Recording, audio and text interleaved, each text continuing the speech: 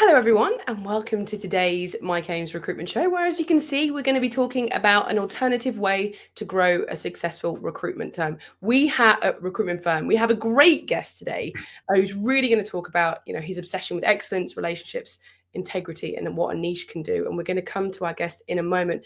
But before then, Mike, this show is a little bit different, isn't it? Because this isn't actually live. Yeah, we are recording this because Chris, who's our guest, lives in Southern California. So I think he'd have to get up at 3 o'clock in the morning or something to do the live show. He loves us, but he doesn't love us that much, truth be told, apparently. I don't know. What's caffeine for, is what I say. But nonetheless, so we're recording this. So if you have any questions of Chris as we go through, or you'd like to say anything, then put them in the comments. And Chris has said when he stumbles out of bed and gets his first coffee, he'll go on there and he'll answer the questions that you put on. So don't worry about that. We'll go through it. Now, the idea with this conversation started with a LinkedIn post that I saw that Chris had made, and I was reading it, and it just connected with me on such a level because the way Chris sees recruitment and sees business, not just recruitment, is exactly the same way that I see it, and it led to the successful growth in my business, and it's led to a successful growth in Chris's business as well. So I wanted him to come on and talk about it specifically because the kind of approach that he takes is successful in any market, but particularly in this market. Whereas in the golden age from 2010 to 2023, you could just be average really and be absolutely fine. You could be transactionally based, you could be short term, get in, get the vacancy, fill it, and move on. That was fine. They were the good times. That world has stopped now. And you need something different if you're going to be sustainably successful. And Chris very definitely has. So I'd like to welcome, if I can, Chris Relth. Hi, Chris. Hey, Mike, how are you? Thanks for having me. Yeah, well, very good, actually. Chris, as I said, is based. As you can see, that's not a backdrop, is it, Chris? That's the real view outside your window right there. I can tell. No, I'm pretty sure those are some exported palm trees behind me. There you go. Southern California, right? So Chris is the founder and CEO of Artemis, which is a headhunt business with 4 divisions. He'll talk about that in a second with you. And he's started in 2010, I believe, up to about 40 heads now. So a really good, solid growth. And he told us off air that the kind of numbers that he does, I'm not going to share them, but they were impressive. They are impressive. So welcome, Chris. Is there anything you'd like to add, just to tell the viewers a little bit about your business so they can kind of position you a little bit? Sure. I think starting 2010, arguably maybe not the best time coming after the Great Recession, but a lot of lessons learned along the way. And I think the most challenging thing we do is hire for ourselves, which doesn't make any sense. So kind of reinvented along the way. So there's been a couple of restarts, but happy where we're at today. The 4 divisions, as you mentioned, our search division, that's contingent headhunting, very targeted, usually going after direct competitors. We have a professionals division. It's accounting and finance, contract and positional perm placement. Technologies, that's IT, contract and positional perm placement. And then we are recently dip our toe in the water with a new healthcare division, all separate companies on paper also. But all part of the same group. Okay. Same group, yep. Let's talk about relationships. Let's talk about the power of real networking, because the word network, at least in England, has taken on a different connotation. It used to be a noun. A network was a collection of people who were invested in your success. You could lean into them and they could lean into you. It was the old boys network, who's long disappeared now. I think you went to a certain prep school and then you went to a public school and then you went to a university, and these people built relationships that lasted a lifetime. It seems now to have transmuted into a verb, to network. I'm going networking tonight. I'm going to go to an event and drink kind of lukewarm Chardonnay and exchange business cards with a lot of people and come away with some business. And that's not how I view networking and relationship building. And I don't think it is either for you. So can you just start off by talking to us about your view of real networking, the actual relationship building element to it? Yeah, I think you nailed it. The word networking now gets a bad connotation because it's a room full of big people and you're walking around handing out business cards, hoping that it just turns into business. And you meet someone and the first thing you do is tell them about the service you can provide. I always am an advocate for kind of the opposite approach. You find like-minded individuals. Some people might call it centers of influence. The way I look at it is there might be weeks I work 80, 100 hours, but if I'm hanging out at a dinner or having drinks or on the golf course with people I'd hang out with anyhow, I happen to do business with, that's the ideal networking for me. See, I think it's interesting because we've got a set of rules for real networking. Rule number one, give before you ask, right? So you must give more to this group of people, this nebulous group of people that you feel could at some point help you than you take from them, which is the opposite to the way a lot of people view networking, which is, hey, my name's Mike, here's my business card. So tell me, do you buy this, or can I share this with you, or what do you do, so that then I can tell you what I do. It's all very transactional, isn't it? So typically, how would that lead to business? Because most of your business comes from that route, doesn't it, from real networking? Yep, my book of business, I don't think I've made cold calls in years. It's all through the network. And then I think what often gets overlooked in our industry is just the ability to execute or deliver on the recruiting side of things. I think that, no matter how well you network or build a relationship and get business or do BD, if you don't have that figured out, good luck getting more referral business or more from that relationship. That was the thing that really struck me, you see, because I'm obsessed with that. In England, we call it delivery. Fulfillment is another name for it. But it's the actual putting a bum on a seat. And I want to spend some time on that, the excellence around that, because I think that's where you need to be excellent, right? That's what clients actually buy. So we'll come to that in a second. I want to really dig deep into that. But typically, how many leads do you get that come from the network? Is it like you're just sitting there and the phone rings, or there's an email and someone that you've spoken to loads of times and seen around the place suddenly has decided that they want to hire someone and they ring you up? Is that the kind of situation we've got here? That's my book of business for the most part. And again, it's just over the years, knowing people and know what you could do and then doing good work. But you nailed something important earlier. There's a line, and I've been very fortunate to work with the same executive coach since 2006. And one thing he'll tell you is any successful relationship, both parties feel like they're getting more than they're giving. And if you set it up that way, and that could be the relationship, it could be laughs, it could be checking in to see how their new puppy's doing. It could be any of those things other than just business, where I think a lot of big industries like ours have gone so transactional. It's about the deal in front of you, not what are you going to do on this deal to earn their business 5 years from now. It's fundamentally just way different. I think there is a divorce between the investment and the return. I don't know whether you've read Stephen Covey's 7 Habits of Highly Effective People. A really interesting book, very old now. Stephen Covey is no longer with us, but he had a thing called the relationship bank account. And you have an account with every single person in your network, and you're in the black, or you're in the red, or you're in the blue. If you're in the black, you've done more for them than they've done for you. If you're in the red, they've done more for you than you've done for them. And if you're in the blue, it's about even, really. And he said the idea is to be in the black with everybody. You want to look at someone and say, "Oh, I'm in the red with you. You've helped me, and you've done this, that, and the other. I've got to even that up, really." And it might not be immediate. Like there's a lovely piece if you read his book, but he's obsessed really with making sure that he doesn't owe anybody anything. It's the other way around, because someone said, and I use this all the time now. It's not what you know. It's not even who you know. It's who you know that owes you a favor and likes you. And I think that about sums it up for me, really. The more favors you can do for people and the more you can add value to them. And I do want to come to something you said in a minute, because there's a perception that when you add value, it's got to be tangible. I've given you a lead or an introduction or a piece of business. But that's not the case, is it? Sometimes it is just your time and giving somebody your attention. That's how relationships are built. Yep, I agree. In same line, you just mentioned kind of the similar topic I always bring up to our team. It's all about relationships, but even more so, it's the influential relationships and the story they tell about you once you're in their trust. So how do you go about earning trust? And I think that's, going back to the Great Recession, coming out of that, I was young, single, didn't have a lot going on. So I'd follow up with potential clients, even though they would say, hey, we don't have any business. We're not hiring for another year. Okay, let's grab lunch. And then guess who remembers you when things start coming back around? Yeah. Well, there's a concept called the forgotten 45%. I don't know whether you come across this. So if you reached out to 100 people to buy something, it doesn't matter what it is, maybe a car or something or whatever, it doesn't make any difference, a contractor or whatever.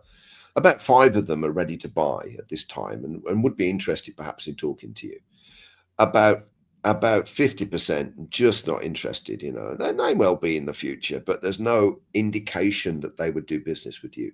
They'll often ignore you completely, so there's nothing at all.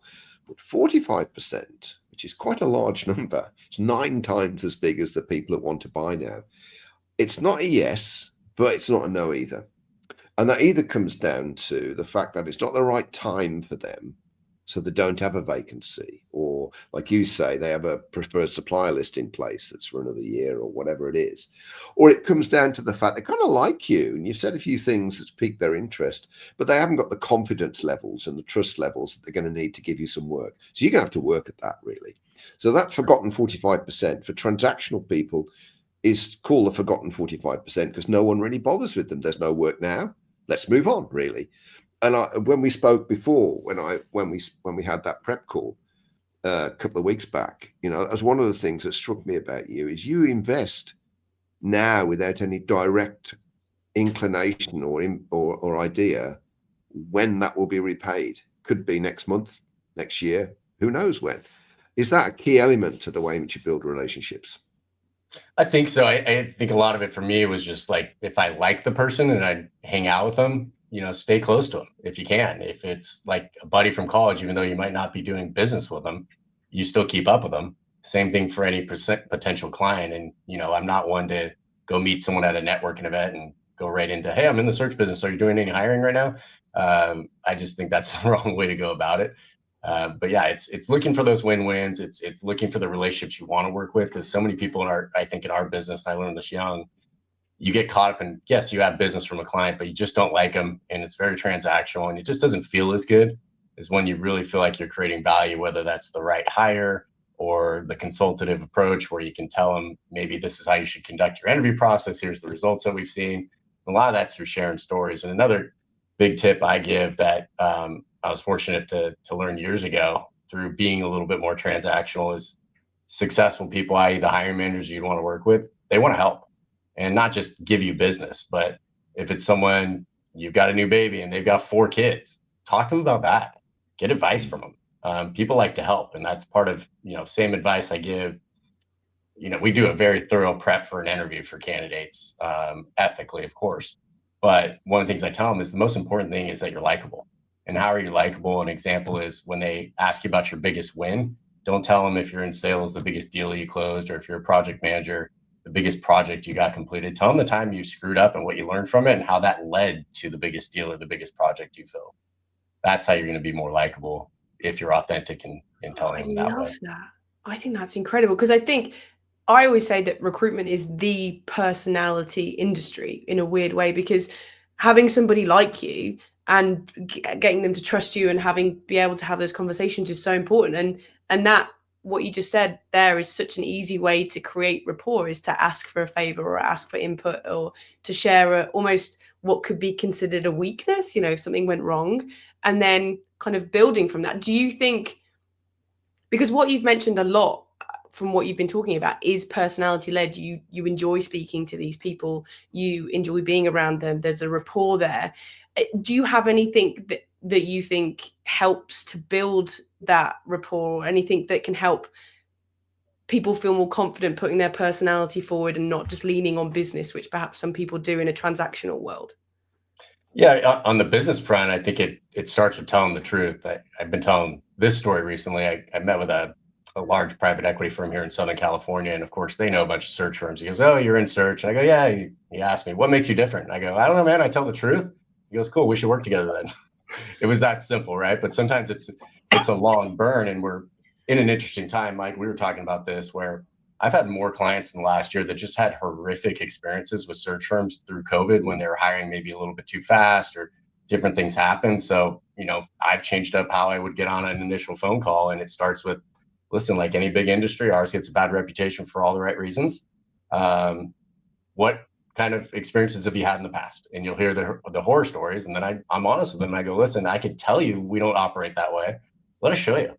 If you give us a chance, here's the expectations that we would provide. And a lot of people will say they'll start it at 10, they're going to kill it, we're going to get you the best candidates.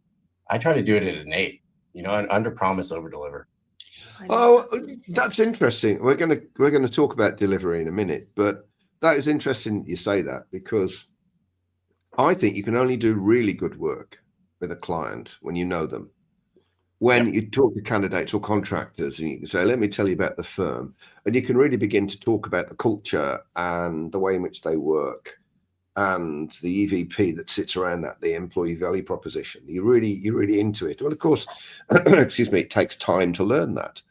And particularly if they're dealing with the person that if the hiring manager and decision maker is the person who's going to interview them, then you don't know them terribly well to begin with. You've got to get to know them over a period of time. And the more you get to know someone, the more I'll get you the right candidates. And that was something I used to use all the time. Like I never used the 8 out of 10, but I should have done really. First thing I'll do for you will be about an 8 out of 10. I'll get it up to a 10, the more I work with you and the more I understand what it is that you want and how you want it to be. And then we will craft our service around your needs.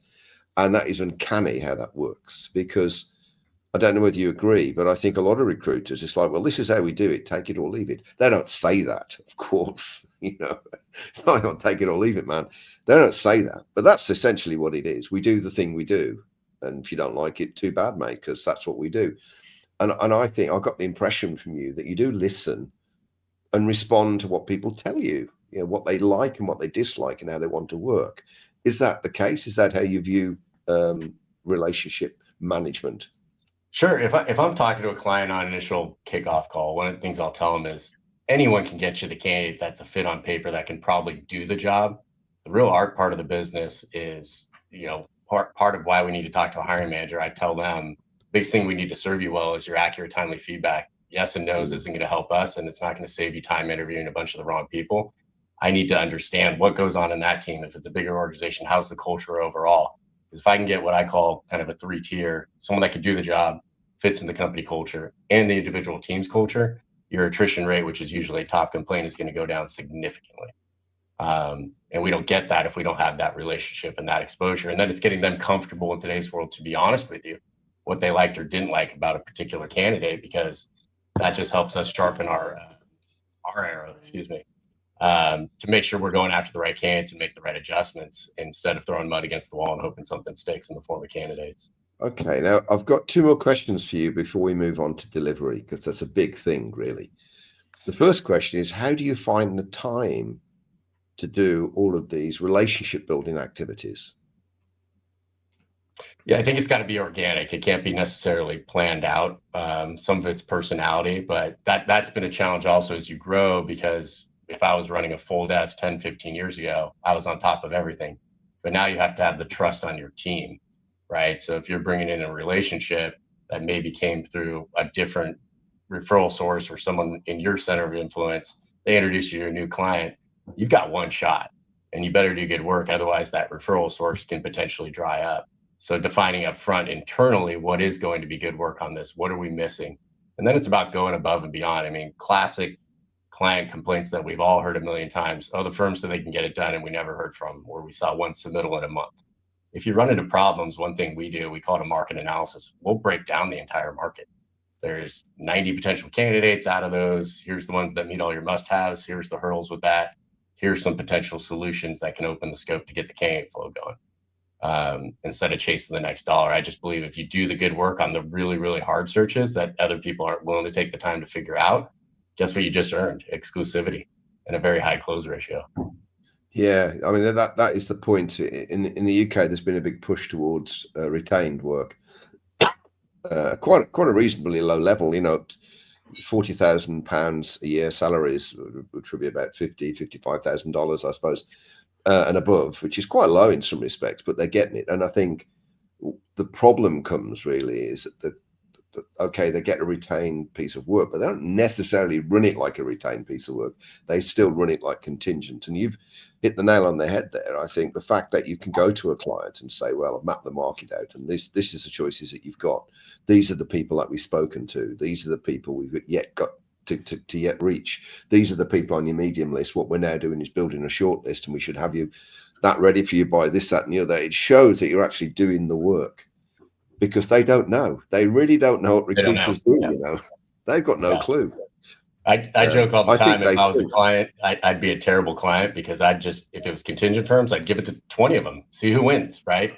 But what I found over my career, especially for a lot of the niche roles our search division works on, if you've engaged 4 or 5 different agencies and they're all reaching out to the same candidates with a different story, I think any good firm, it's unequivocally part of our value add is to be your brand ambassador. Unless you're Oracle or Meta and everyone knows who you are, it's our job to tell your company's story to the street. Yeah. Contact all these candidates, and you don't do that in an email.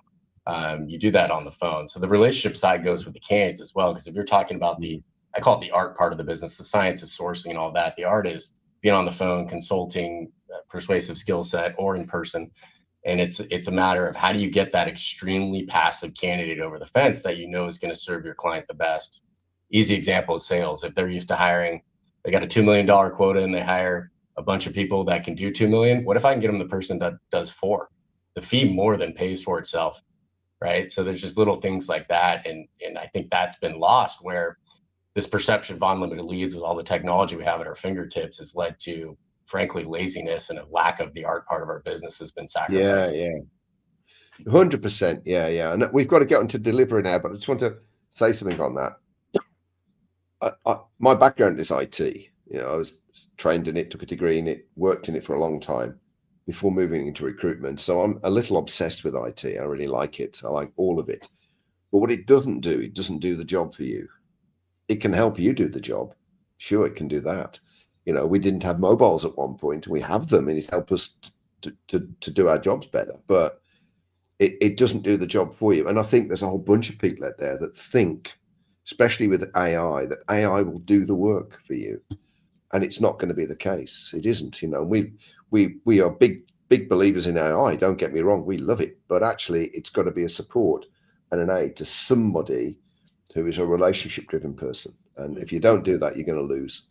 Machines will take your job eventually. So, no, okay. Mike, we do have to move on to delivery now. Yeah, I know. Let's move on.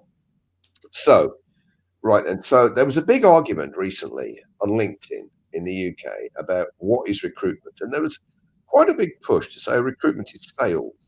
It's like recruitment is sales. It's like, really? I don't think so. Recruitment is what the clients buy, and the clients don't buy sales. The clients buy the ability for somebody to really understand, as you said, their story, their company's story, to understand the vacancy, the ins and outs of it, to be able to go out and find people that other firms aren't finding, and then properly make sure that they're suitable and serious about the role, and then present that to the client in a very convenient and easy way. That's what the clients pay for. We would call it delivery and fulfillment, but you've got another name for it. Remind me again what that is. It's funny, the vernacular industry gets thrown around. I'd call it the same thing. Depends on our division, but we call it delivery, execution, recruiting, headhunting. It kind of all gets thrown around, but same thing for me. Now you're obsessed with the quality in that area. You're obsessed with it, and that's the thing that came out for me, is that got to be good at sales, got to be good at building relationships, yada yada yada yada yada. But if someone gives you a job and you mess it up, you might get a second job. You probably won't. You certainly wouldn't get a third. That's for damn sure.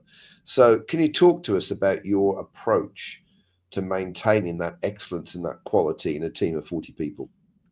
Yeah, I think it's an interesting time. I joke because now I'm the old school guy, but any of us old school people will say bottom line production per desk has not gone up with all this technology that comes at our fingertips, right? I think, again, the perception of unlimited leads has hurt things. So I go back to when I started, very niche engineering search. You're cold calling into companies, getting transferred to a landline, not knowing anything about the person, male, female, whatever. That's a cold call. No one technically makes a cold call, in my opinion, anymore, because you're going to see their profile before you're generally reaching out to them. And a lot of people don't even make phone calls anymore. The amount of spam I get from any salesperson in my LinkedIn where they put you on a sequence and they go, great, you're playing the numbers game.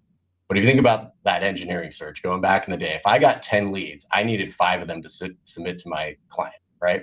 So I got to get a 50% hit ratio. That same search, fast forward to today, 5 minutes, you could have 100 leads, spam 100 emails. 5 people are definitely going to reply. If you submit those 5, are they the best candidates? Probably not, because most of those engineers for that role aren't looking at the job boards, and they're definitely not replying to the 20 different recruiters that send them an email every day. So how do you track them down, and how do you be interesting? How do you paint a compelling story? Well, that is my question to you, because I want to know that, because I think if I was selling in today's market, I'd say to the client, the reason you should use me mostly is because I'm going to find you candidates that aren't on the job boards, that aren't looking for a role. There's about 40% of the market that fit into this category. They're called passives but opens. So if you get to speak to them and it's the right company, the right job, yeah, they're up for it, but they're not actively looking. Now, this is an area that you play a lot in, isn't it? This is where you hang out a lot, because anyone can go on the job boards. Anyone can go on LinkedIn, right? How do you track down those people, these passives but open to the right role? What can you share with us around that? Yeah, a lot of it's depends on the search, but if you start with the relationships that we started this call with, right? How do you build a relationship? It's example I give young people. Is it easier to break up with your girlfriend or boyfriend on a text message than calling them or doing it in person? So yes, it's the harder thing now, but it is the differentiator. The biggest challenging part is if you go back 12 years ago, you make 35 phone calls, you're probably talking to 8 candidates. Now it's about 110. So we've put in some systems and processes in the same amount of time to get to those, say, 8 people, which is our target a day, and having good, genuine conversations. And it's also the same thing on the client side. Like, can you be someone that's trustworthy to that potential candidate? I think it go back to like the book, The Challenger Sale. What are you teaching them about the market, right? It's not just, hey, are you open to new opportunity? No. Okay, next call. Hey, you open? No. How are you going to build a relationship? Classic headhunting to me is getting the best candidate in the market, not on the market. Most clients can do that themselves, depending, right? So the example I give them is you might be hiring a bunch of people on your own, but if they're the A players that are actually C players in the market, guess what? You're only going to be able to hire down the road. If I get you true A players, you're going to attract other A players. You may not have to use me eventually. It becomes a lot easier depending on the company. But it's a combination of all the classic reach out methods, which I tell our team, it's a tool to let them know you're going to call them. And then what are you going to tell them? What value are you providing to them other than just about that job? Is it a compensation analysis? Is it talking about the competition out there that they compete against? Or, hey, here's some other people with a similar background that had the same reaction that you have, and here's why they're looking at this role, or here's why they've taken it in the past. And then that goes to, if you're playing in specific niches, don't look at that call like what I was taught early by a mentor of mine. What value do you get on every single phone call? Is it market intelligence? Is it knowing how big that potential team is that you can target? What are you getting from that phone call? What value are you providing for them? Do you have a sort of a pipeline of candidates? So if you phone someone up, say a candidate, and they're just not interested right now, but you get the feeling that they're a good guy, a good person, that they'd be a really good fit in the future if only they were looking. Would you then keep in touch with those candidates moving forward, or would you just let them drop then? They're not right for the role, let's move on. Yep. When I was a producer running a big desk, everything I did was niche and within a niche, because you can do technically less work. Because if I know I have these 3 clients there's 20 competitors, the other 17 are targets for me. You're either a client or you're a competitor. So if I know those other 17 and I've had successful hires in that niche, I know what their comp is. I know what value propositions are going to be sticky, and I know who's going to get through the door at those 3 clients. So I can actually submit less people, and I can be much more targeted. And then it gets a little bit of momentum where you can say, if you get that true A player, hey, Mike, you probably saw made a move over to X, Y, and Z. That was me. And he had the same reaction as you. Mike was, I believe, the top hitter in your industry, and we got him to make a move. So, best time to look is when there's no pressure to make a move, right? So at any passive K, that's a one-liner. Just listening to you there again took me back a wee while, because you can't follow your model and the model that I used, which was incredibly similar. I can't even tell you how similar the way in which we did things to the way in which you do things now.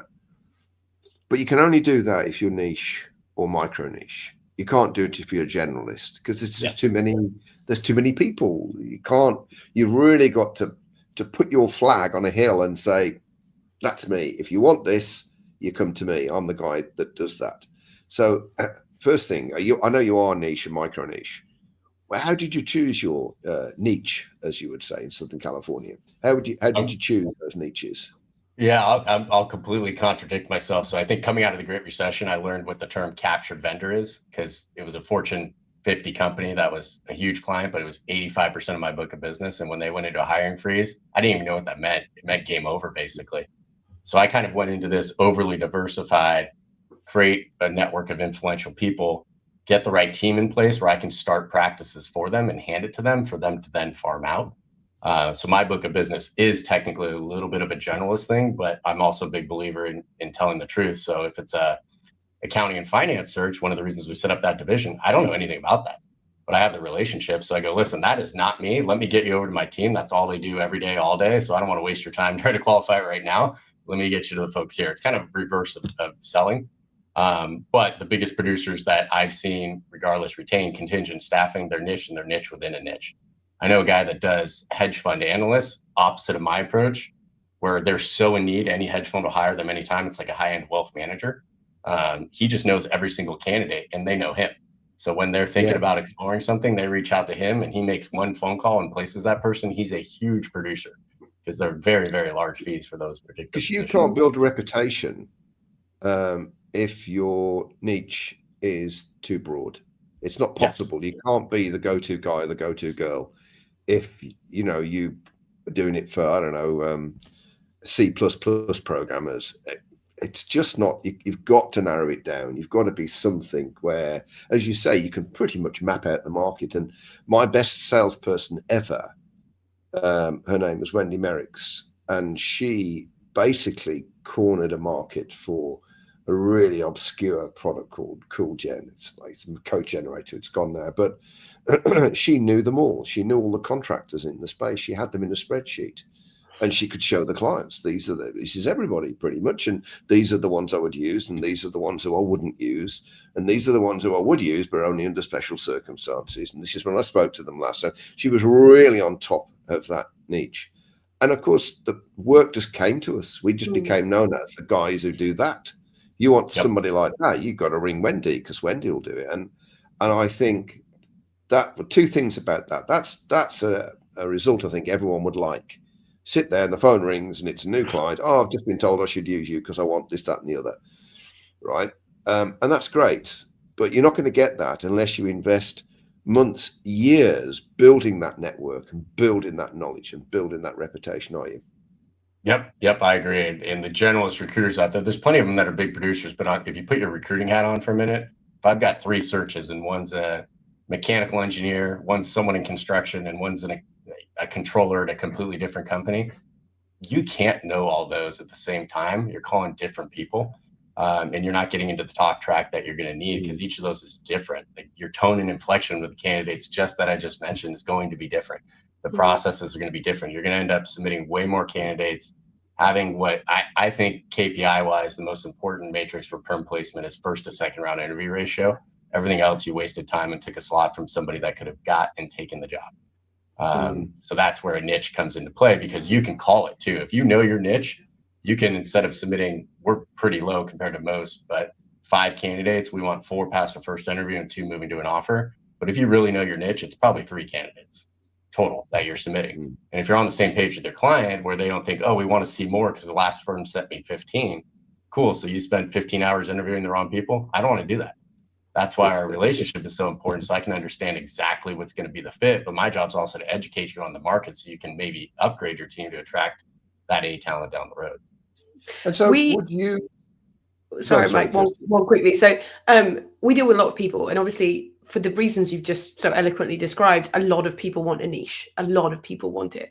And I think a lot of people believe that they could just go, that's mine. And they just kind of almost throw a dart on a map and go, that's my niche. And then they kind of struggle to see why it hasn't worked. do you think a niche finds you, or can you be kind of tactical, but you have to start wider and go narrower? How did you kind of build it without it being, because you have to start somewhere, don't you? So how did you find it, if that makes sense? Yeah, you do have to go wider and go narrow. And I think that's one of the disservices in our industry. If you get out of college and you go work at a really big firm doing just IT in a certain market, what if you don't bond with the IT people? It's like me with certain engineers. I love recruiting sales and sales leadership because I can have fun, witty conversations, challenge each other. The engineers, it's really, really hard for me to get that. I'm a big personality, I tend to be. So you got to find the niche that works for you. That's fun, right? And building those relationships that you can really understand and really, really know. Because once you talk to enough of them, you can pinpoint, okay, this person's like this person. Here's what worked for that person. But you also don't want to, I think sales, again, bad connotation to me. The difference in any service-based industry, the top producers, you're a consultant, everyone else is transactional. And you can look at insurance sales, you can look at financial advisors. We're all a dime a dozen, right? But you got to be a consultant on the candidate side too. And part of that is just like earning trust with the client, telling him, hey, you know what? I don't think this is a fit for you for this reason. Or, hey, you're going to take a step back in comp if you make a move to our client, but here's where that's going to take you in your career evolution years down the road. But yeah, you don't want to say, oh, I do aerospace and defense.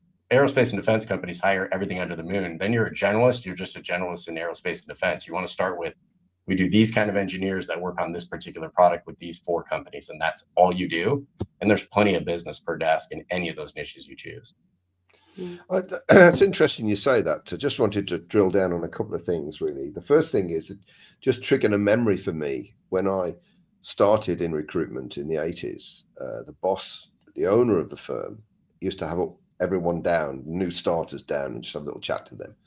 And I believe he said the same thing to everyone. But what he said to me was, he said, you're a recruitment consultant. So recruitment is what you do. Consultant is what you are. Your job is to consult with the clients and fully understand what they want and then go and get it for them, exactly what they want. And they will ask you questions and you will answer those questions and you will build that relationship based on trust. And it just so happens you're doing that in recruitment. And it always stuck with me because I think sometimes we forget that, and we're a recruiter that's a consultant as well, and they've got the balance the wrong way around. And I was really intrigued that you said that you're a consultant. So what else as a consultant, kind of what would how would you kind of manifest that when you're talking to clients and to candidates as a consultant now, not a recruiter? Yeah, to me, it's an education on the candidate side of what's going on in the market, and same thing on the client side. What are the best tactics? Once you've earned that trust, and often that's because you put a bunch of us, quote unquote, salespeople in the same room, we're all going to basically say the same thing. That goes back to the execution piece. And if you could do that and you could lay out that market analysis that I described on those tough searches, that's where you really win the relationship, because most other firms would have punted on that search by now and gone on to something else. I want the hard ones. So the question, one thing a mentor early on taught me was, when I was being a victim or this search is too hard, the client doesn't know what they want, their comp doesn't align, the person doesn't exist. And then lo and behold, they end up making the hire. So I was taught early on, are they going to hire? And if the answer is yes, then the question becomes, are they going to hire through you or someone else? Yeah, I'm a that's competitor, always, so then it becomes, that is always okay. the case. It always gets filled. It always gets filled. Do you want to fill it, or do you want someone else to fill it? And I think sometimes we can be drawn to the easy money, and that's great. That's a good thing to do. Go where the money is, and when you can convert a role into a fee. But sometimes you've got to dig in, and you've got to deliver on the hard vacancies, particularly early on in the relationship, don't you think? 100%. I'll give you a real world example. We've got a client right now that's somewhat of a conglomerate in an industry, and there's a particular search that, it's on site, you're going to work longer hours, you have more responsibility, and it's going to be a $20,000-$30,000 pay cut. They have 50 preferred vendors on their list. We came in about 2 years ago. No one's been able to really figure out this search. We figured it out because we laid out the market analysis. We consulted with them. We gave them separate options. We're very honest in the way we submit people. Like, this person's missing 2 out of your 6 must-haves, but they likely are coachable skill sets they can learn within 6 months. On the candidate side, when you hear that, every recruiter is going to go, you're not going to fill it. You're not going to fill it with quality. But what I didn't say is this company in particular does a phenomenal job promoting people from within internal. And in this particular role, within 2 to 3 years, you get to this VP position that comes with a $2 million equity package. So what we did on the candidate side is we found every single one of those candidates in the history of the company that has gone through that promotion process. And now we're able to say right out of the gate, you're going to take a $20,000 to $30,000 pay cut. You're going to work harder and you're going into the office. But if you're at the point in your career where you want to accomplish this, over a 6-year period, you're now earning $500 to $600 a year because you will have the opportunity to get promoted into that role. So the 200 you're making right now, what if I told you it's 300 or 400 more every single year on average? Plus, putting my recruiter hat on, you're going to be way farther along than your current career trajectory. So when someone like me calls you in 7 or 8 years, you're going to be 6 levels above where you would be at your current company. Does that sound like a good idea to you or no? Kirsty, can you get my CV across to Chris? Yeah, I was going to say, I'm just going to polish mine off. I want that job. Yeah, for sure. CVs over to Chris. Yeah, with that today. Mike, we're going to have to round up in a minute. So you've got one final question. So make it a good one. Okay. No, I just wanted to draw on that because I think that demonstrates the problem with a lot of recruitment is it's very wide, but quite shallow. You cover a lot of ground. You're getting out there, you set, like you say, whacking emails out, you're cold calling left, right, and centre to get a vacancy, and then you do exactly the same with the candidate market. You're covering a lot of ground, whereas what you're saying is narrow it down, but go deeper. A deeper understanding of the client, a deeper understanding of whatever niche it is that you've chosen to work in, and a deeper understanding of the candidates, and bring those two together, or those three together, to really be able to consult. And as you say, perhaps get people to do things that ordinarily on paper they wouldn't do in a million years, but you understand the clients well enough to be able to do that. I really like that. And those kind of searches are the ones you could build a career on because, okay, cool. Those other, however many firms have tried to fill that search, didn't do it. But guess what's happened now without us trying? Presidents of this conglomerate of these different organizations under the umbrella have referred us to other clients. So now we're working with 8 of them, and we didn't sell at all. We just executed very well. Yeah. I think execution, delivery, fulfillment, call it what you will, is the nub of everything. If you're really good at what you do, that sells itself. If you've actually got a decent selling function around it as well, you're going to clean up. Okay, Kirsty, I know you're itching to get on to the next bit. I know, yeah, we are. It is that time of the show where we come to the end now. As always, Chris has offered so much value in this today, just boggled my mind a little bit. But as always, we like to narrow this down to something small. So, Chris, as we spoke about before, somebody's watching this and thinking, Chris, he's got the way of doing things that I want to do it. For you, what would be your top tip for these people if they want to sort of replicate or try and, emulate something that you've done? Yeah, I think you got to be, one of our values as a company is being agile, right? And in today's world more than ever, because it's not as straightforward, everyone can kind of do the same thing. So look at what everyone else is doing and try to be different. Try to create value and look for those win-win relationships. I'd say secondarily, so much of our industry, because it's highly commissionable, right, is focused on what do I have to do on this deal to get it done? I think that's the wrong mindset. Focus on what you're going to do on this deal that earns the business 5 years from now, because that relationship is so much better. And that's where you get to like, am I really working because I'm doing what I love doing for a living, but I'm working with people that I love to work with.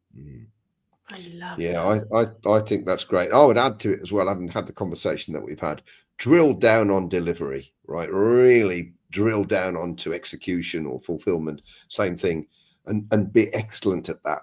Because the better you are at that, the more money you'll make, I think. I know you didn't ask me, Kirsty, but I just thought I'd add that in. I didn't ask you because it's not about you, Mike. It's about Chris. About Chris today. All right. So it remains for me to kind of close out the show. So first, I want to say thank you to everybody who's watching. And that sounds weird to say because we are recording this, but thank you for watching this. I want to say huge thank you to Chris, who's been really open with us and really honest and shared a lot of knowledge. So Chris, thank you so much for being here today. Well, thanks for having me. It was always fun to chat shop with people, especially those that came from the era like Mike, where you used to fax into offices, I understand, probably back then, hoping a candidate would pick it up and call you. It was homing pigeon. We had a telex as well. We didn't really know how to use that. So, yeah, we had one of those. Yeah, no, thank you very much, Chris. It's been fantastic. I knew when we were planning this, I didn't want it to be too structured like a lot of ours have to be. I wanted us to go around and just talk about this subject and really get people thinking. Maybe there's another way. Maybe there's a different way that you can approach this, which means that the business comes to you and more candidates come to you and you're more successful, and really, I think, have a better time, quite frankly, is what I believe, if you're relationship driven. And particularly if you do have that obsession with excellence around delivery as well. So thank you very much. If you stay on air for a bit as well, Chris, that'd be great, because there's a couple of things I just wanted to ask you as well when we finish. But thank you so much. Also, thank you for Kirsty Elizabeth, the hostess with the mostess on the Kirsty Ames Recruitment Show, as always, keeping us on track and done. And as always, we'll see you all in 2 weeks. We'll see you in 2.